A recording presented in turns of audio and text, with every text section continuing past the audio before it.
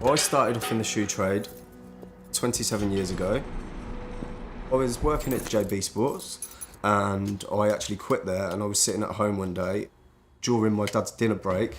He actually come home and said to me, right, I've got you a job working with me making shoes.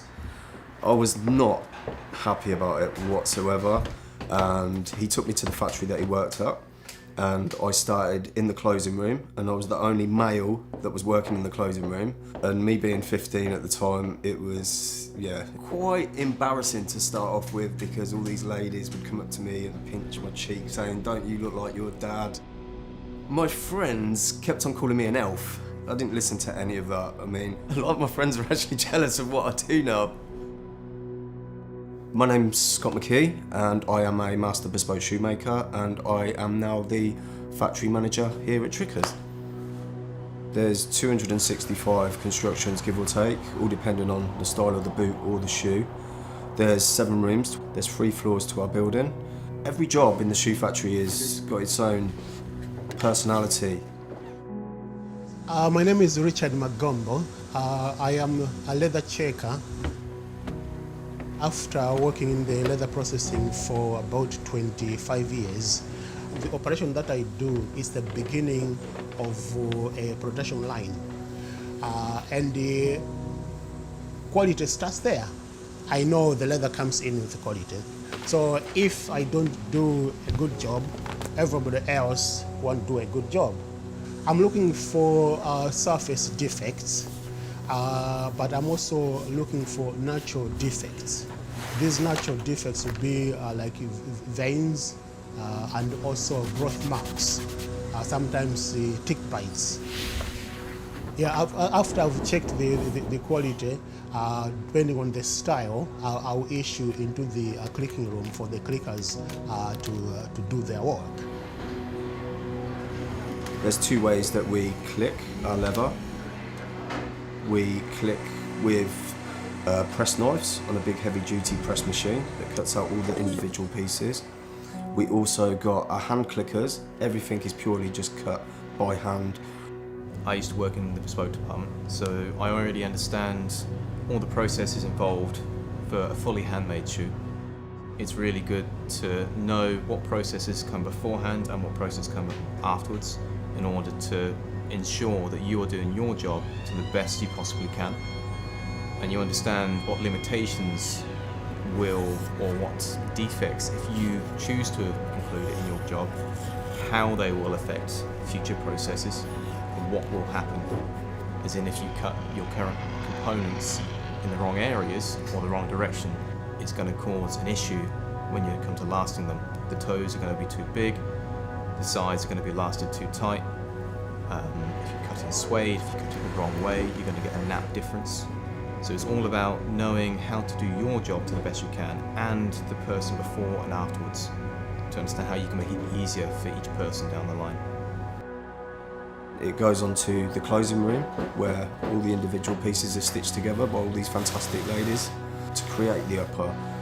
An upper is basically the outer part of the shoe. I feel we're the heart. You know, we're building the shoe together. I know the soles and that's got to be put on, but if we didn't have the top done properly, there wouldn't be a shoe. All the parts are like a jigsaw. I pass them round the room to different girls who do specific jobs. We start usually with the seaming and the linings, and then they'll zig the 2 pieces together. Then they'll go round to rub and tape. Some of the girls will put counters on and back straps and the wings, and then we'll start stitching them all on, all quarters. And a lot of the girls do 2 rows of stitching, and they have to have that space all the same all the way round. The girls do make it look easy.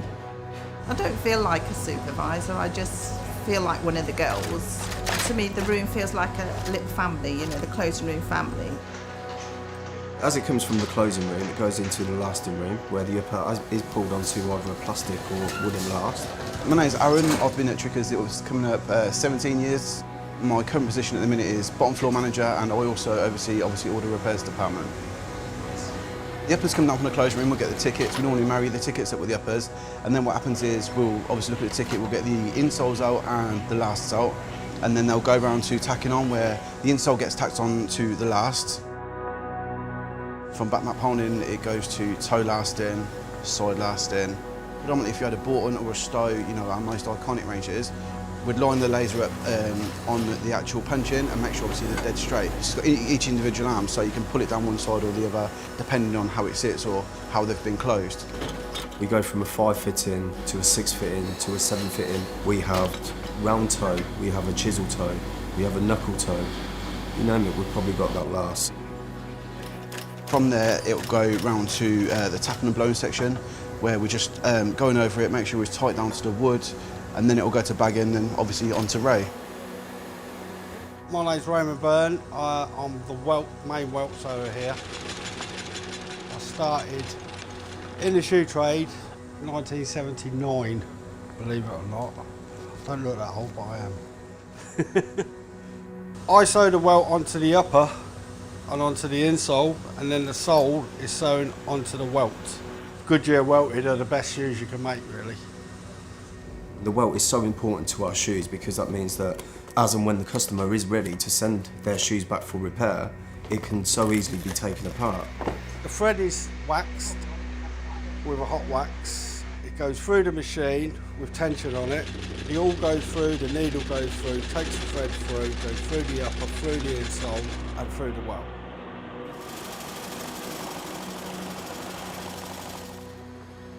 After the welt's put in, either a wooden shank or a metal shank is put in for support, and then there's a cork filler that goes on top, and that just basically gives the customer the cushion and it basically moulds to the shape of their feet.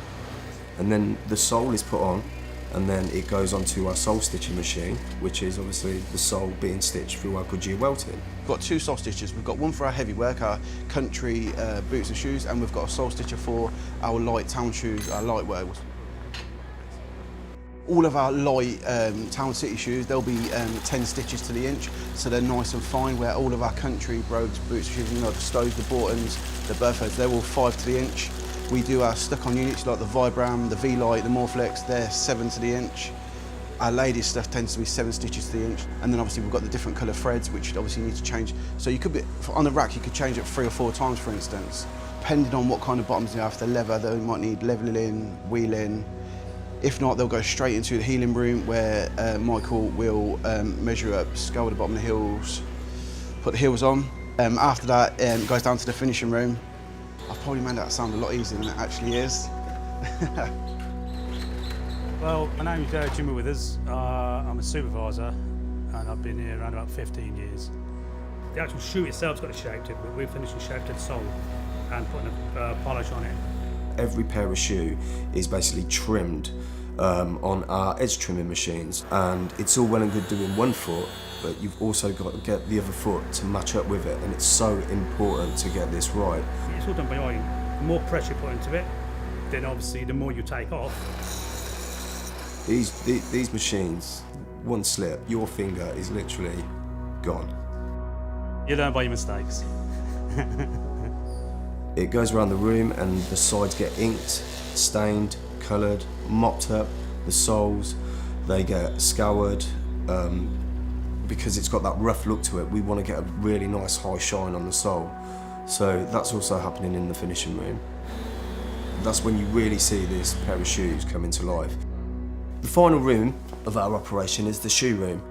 All my family, from back to my grandparents, have all worked in shoe factory. I've been in it all my life, when I first left school. There's a lot that happens in the shoe room. The sole gets stamped, the socks get stamped with the triggers, or if it's a customer, the customer's name gets put on the sock. And they get cleaned and antiqued, and then they go over to Paul for burnishing or mopping. Not all the shoes we do is burnish. It's like the trouser, the ones and the beach nuts. Basically we're putting a lot of darkness to the toe area, the heel and the facing, to give it sort of like a bruised look. Anything on the shoe, I have to make sure it's perfect from the top to the bottom. My standards are very high and the chances are your shoes or boots have been through my hands. When we receive the shoes, they'll come in from Sharon, the showroom supervisor. She'll do an initial check just to make sure everything's okay, and then we'll look over them thoroughly with a final check just to make sure they're of good enough quality. When you see the end of what we've produced, I feel quite proud actually. You think, oh, look what we've made. I love making shoes and being involved in every aspect of it, because for me it's absolutely everything. Been in shoe trade all my life. It's just a passion people have got. You either got it, you're in, you know. I honestly never ever thought I would be working in a shoe factory, and I'm very, very grateful for every opportunity that I've had, and I'm just blessed.